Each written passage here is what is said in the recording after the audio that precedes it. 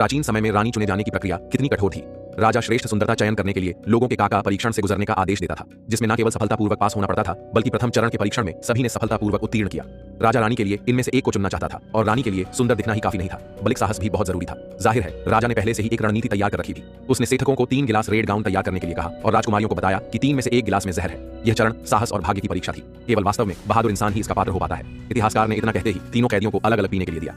अपेक्षानुसार जल्दी ही एक कैदी जहर से गिर पड़ा, जिससे कुछ राजकुमारियों तुरंत डर गई। शुक्र है कि राजा कभी उन लोगों को नुकसान नहीं पहुंचाते जिनकी सुरक्षा होती है।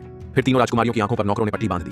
राजा ने नौकरों को फिर से 3 गिलास रेड वाइन तैयार करने का आदेश दिया और तुरंत राजकुमारियों से चयन करने को कहा। इस समय नहीं मरने की इच्छा रखने वाली चाहिए। उन्होंने तुरंत प्रतियोगिता से बाहर होने की घोषणा की, जबकि शाओमी ने दृढ़ता से जारी रखने की इच्छा प्रकट की। इस समय थोड़ा घबरा गई। हालांकि यह बहुत डरी हुई थी, पर फिर भी वह छोटी में से हारना नहीं चाहती थी, इसलिए मजबूरी में प्रतियोगिता में बनी रही। उसने देखा कि छोटी में एक गिलास उठाया और उसे खत्म कर दिया और उसे तुरंत गिरता देखकर बड़ी में और भी ज्यादा घबरा गई। बची 2 गिलासों को देखकर वह नहीं समझ पा रही थी कि कौन सा चुने। अंत में उसने कांपते हुए एक गिलास उठाया, परंतु आखिरकार डर के आगे हार मानकर उसने गिलास रख दिया। नतीजतन छोटी में फिर से एक गिलास उठाया और पी लिया। सभी उसके लिए चिंतित हो गए। फिर उसने बची हुई एक ही घंटे में पी ली। असल में उसे पहले से पता था कि शराब में जहर नहीं है। पहले का कैदी भी झूठा मरा हुआ था, क्योंकि उसने पहले ही सुन रखा था कि राजा एक न्यायप्रिय व्यक्ति है। इस तरह छोटी में सफलतापूर्वक रानी बन गई।